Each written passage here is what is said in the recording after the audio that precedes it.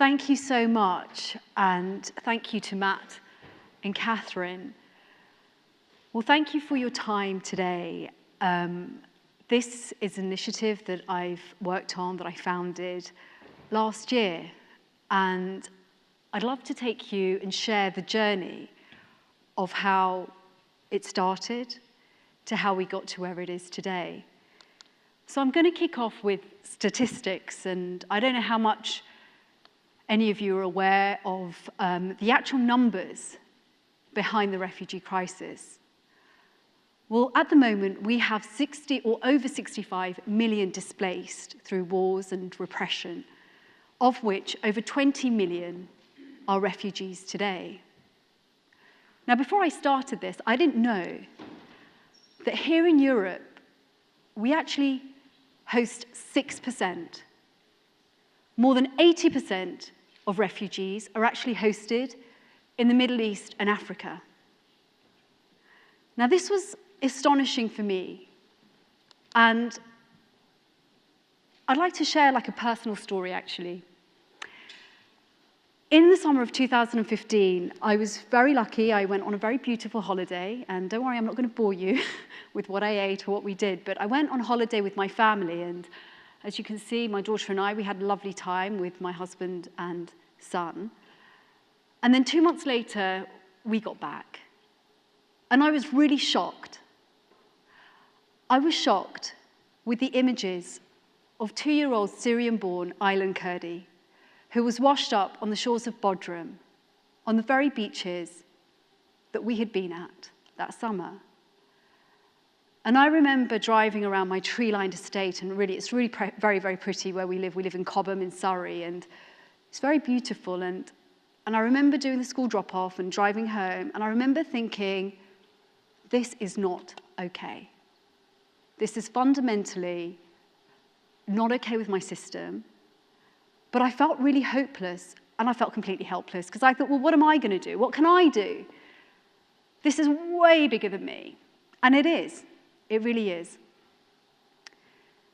But that was the seed that triggered an action.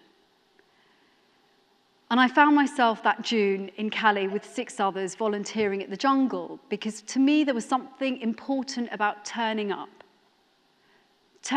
to volunteer, turning up to actually tangibly go and help a refugee. Because when I saw that image, I knew that for my children and for my children's children, that wasn't okay.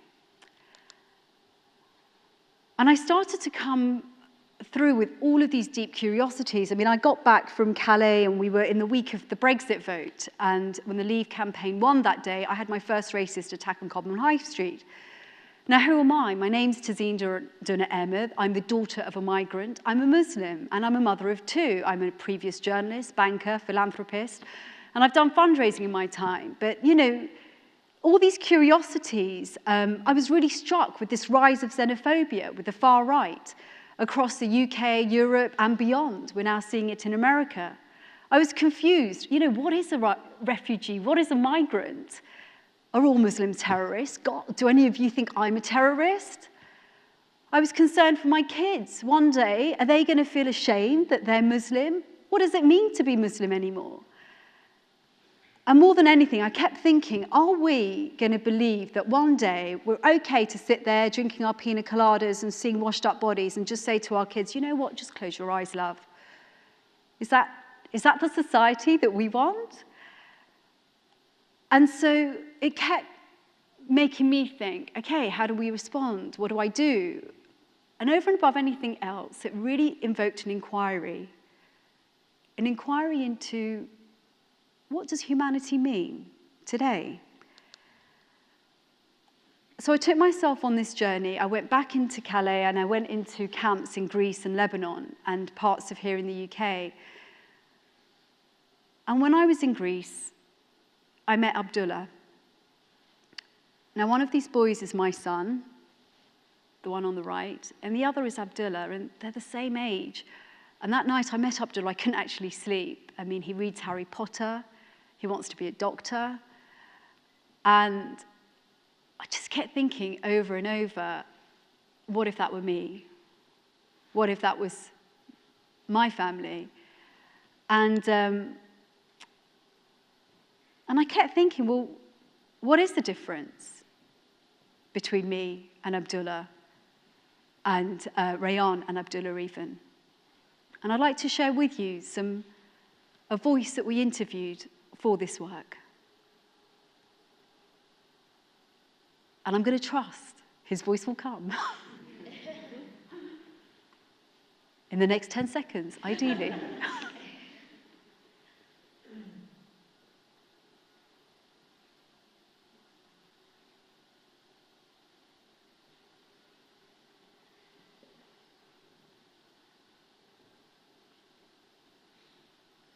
And I'm not sure if it is going to be possible. It's luck. So, okay. It's luck. If London were under sustained bombing and attack, we'd be the refugees. And people somewhere else in the world would be safe. And we'd be thinking, how can I get out of here to somewhere else? People don't choose to be born in a country which is at war. And we need to remember that for my parents, this was them. And for us, it could be us. And say, we're here in it together. One can take a selfish view and say, this is mine, go away.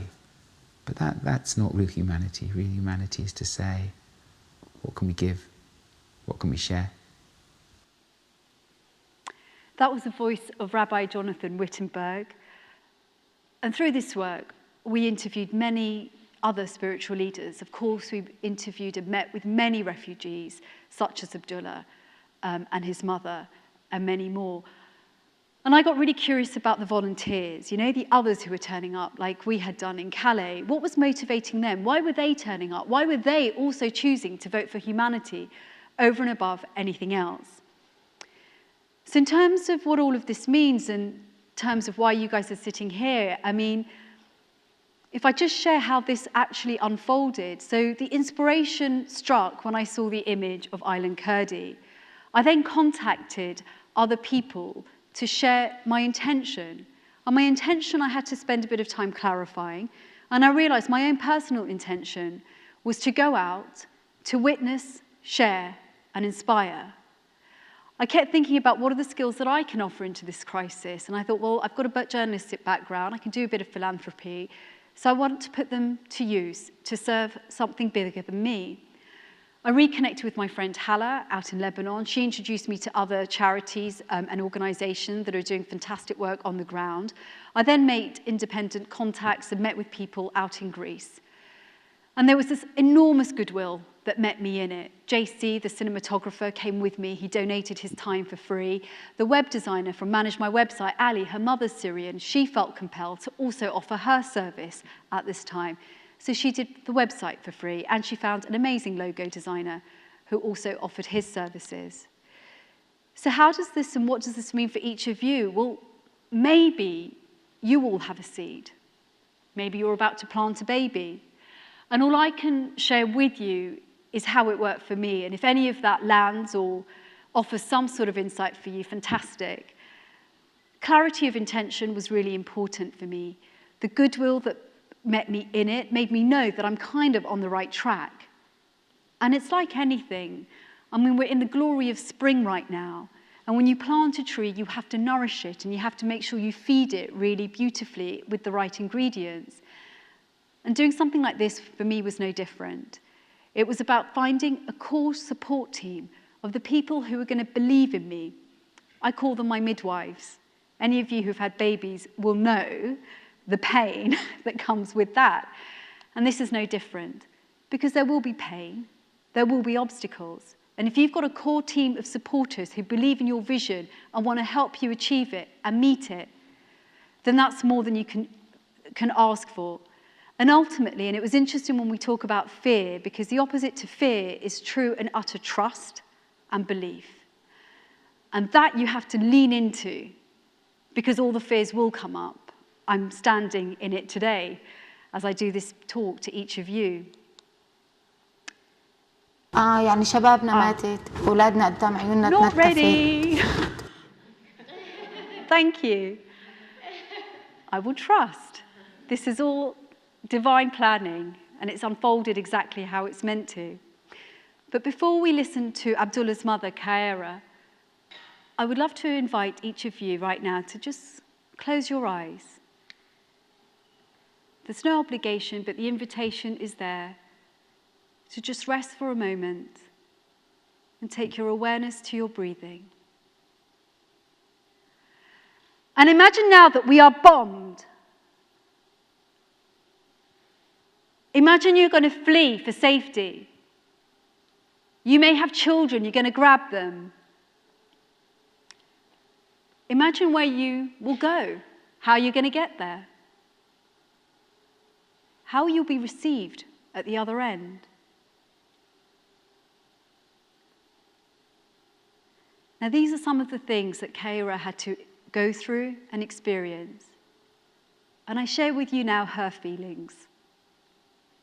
يعني شبابنا ماتت، أولادنا قدام عيوننا تنتفت. يعني ما بقى نتحمل بقى هيدي العيشة بسوريا. ونص نحن عم نعاني بسوريا. لا مدارس. يعني كنت لما أبعت ابني على مدرسة بسوريا يعني الحق أولادكم جتعوا يطلعوا بالميكروفونات، الحق أولادكم. يعني اللي له ولد بالمدرسة يطلع يروح ياخده، أروح مثل المجنونة. عم بضلنا مرتين ثلاثة رحت لأجيبه مثل المجنونة، أرقد رقيت حفيانة أنا والعالم. الواحد عنده ولد يرقد. تخيل أنت هالمنظر. You know, we leave Syria because we need peace. We need a place for making our future. So if there is no place, we don't know what will happen to us.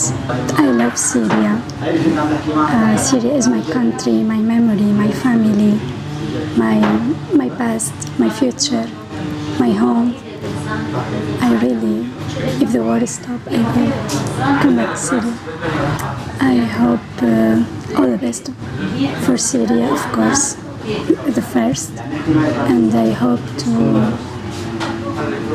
finish this situation to the refugee, because we are human. We are like Europe people, so we hope to leave. We want to leave. Our children want to leave, want to go to the school, want to continue our life, continue our studying. We want to work. Και δεν φεύγει κανένας ούτε για να έρθει εδώ να γίνει Ευρωπαίος, ούτε έρχεται στην Ευρώπη για να μας κάνει μουσουλμάνοι, έρχεται για να ζήσει, έρχεται για να γλιτώσει. Το μέλλον είναι ένα. Για να τελειώσει όλο αυτό που γίνεται, πρέπει όλοι αυτοί απ' έξω εμείς να βοηθήσουμε αυτόν τον κόσμο να σταματήσουν τον πόλεμο. Ψάχνει να βρουν τώρα για αυτό το πράγμα λύσεις, κάνε συμφωνίες, κάνε. Ένα είναι, μια είναι η λύση. Συμφωνήστε και σταματήστε τον πόλεμο και τελειώσαν όλα.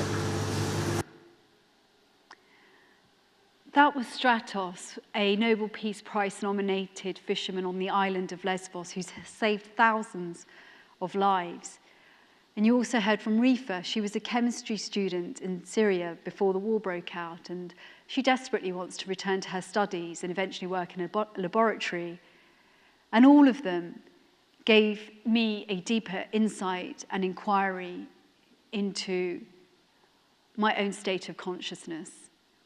And through sharing their work, I hope to extend that inquiry to each of you. In terms of how you can help, well, look, if you're a little bit sort of curious or inspired by what I've shared today, what I've kind of realized is there are 3 areas that people broadly turn up for in terms of what they can offer, and that is time, money, and skills. So through this work, if you have time, we have a few spaces left. Our 60-minute documentary will be aired in Soho on the 23rd of May, so feel free to come along. Otherwise, feel free, if your heart is compelled, to share our work via Facebook. In terms of money, we have launched a fund. We're hoping to raise £23,500 to give to 9 different charities that are helping the likes of Abdullah through education and getting him education, which otherwise he wouldn't be receiving at all. to his mother carer so she can have women's space to offload some of her stresses that she's contained through all her trauma. Charities like Refugee Trauma Initiative and many, many more. And we're also hoping to raise and give 28% of what we raise to the 3 other films to continue to help educate on what we witnessed on the ground from a humanitarian side on what's happening in the collective crisis of our time.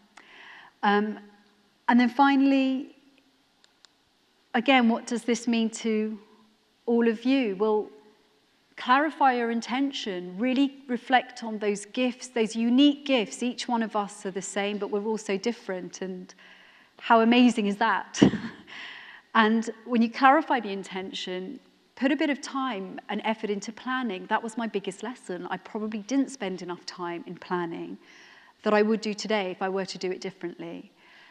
Plan the exact sort of what, how, where, and when. The cheerleaders, I cannot make this point and give it more importance. And I hope this is the one thing I really want you to take away. You need 3 people who are going to really pick you up, support you, who believe in your bonkeredness, basically, and keep turning to them because you're going to need them. You're going to need your midwives, as I keep saying, because there is going to be pain. There are going to be challenges. You can't control that. And today we try to control so much. I'm a control freak, and when things don't go to plan, I kind of go into hysteria. But I'm kind of learning each day, even with this project, to sort of just embrace it and just focus on each day, one day at a time. And I lean into my midwives to be able to do that. And at the end of the day, no one's going to make you do it. You do have to do it yourself. So I leave you with my own vulnerability as we approach the 23rd of May with our 60-minute documentary. And I just leave you with a little flavour of what we will share that day. Refugee has become almost like a race. People describe it as a separate entity in itself. And actually what it is a term to remind us of our duty to protect and to care for others. That's what that term's about. The current refugee crisis is the largest since World War II and the crisis of our time. Refugees are taking crazy risks over land and by sea, and the consequences for thousands, if not millions, is quite simply beyond our Western imaginations. The reason why Aylan al-Kurdi lie dead on that beach is not an accidental reason. It's because there are laws that prevent him and his family to come and apply for asylum in a straightforward way. Human lives are traded between nations and countries just to prevent a higher number of people to arrive to the shores of Europe.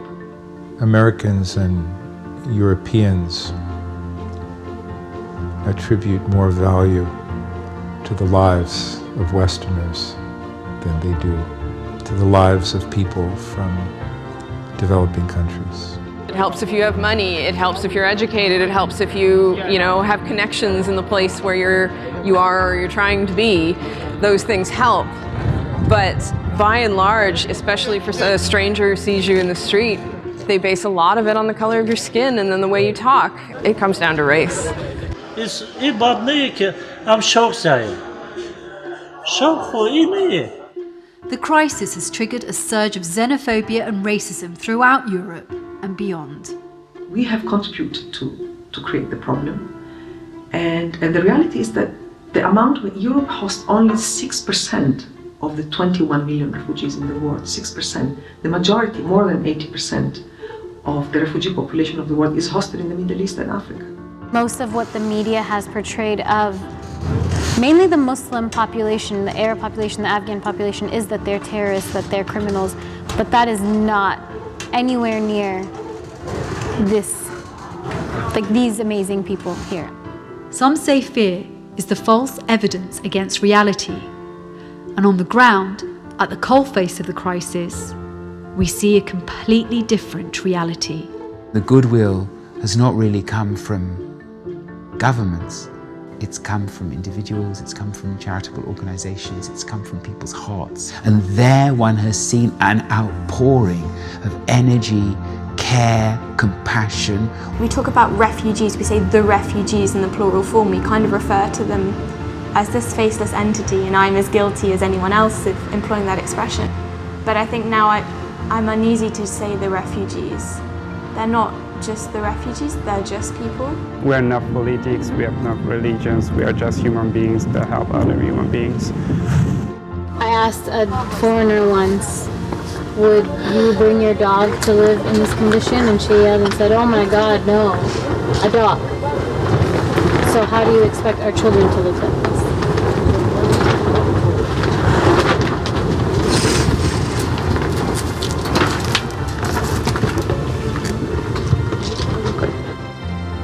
This is my journey to humanity's heart.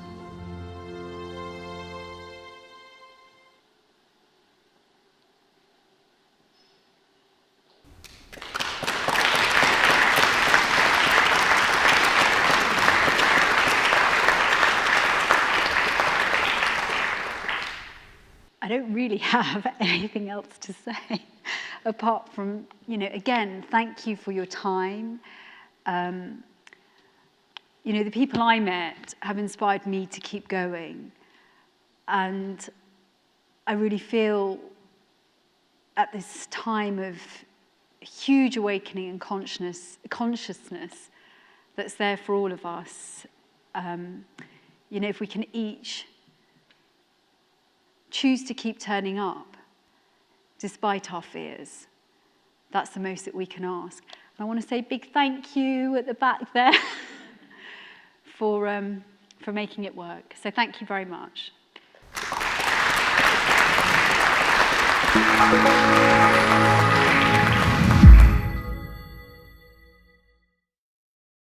The Hero Roundtables are the global events that ask the question, what is a hero? You've just seen one hero talk. To find more and join the conversation, visit our website or social media.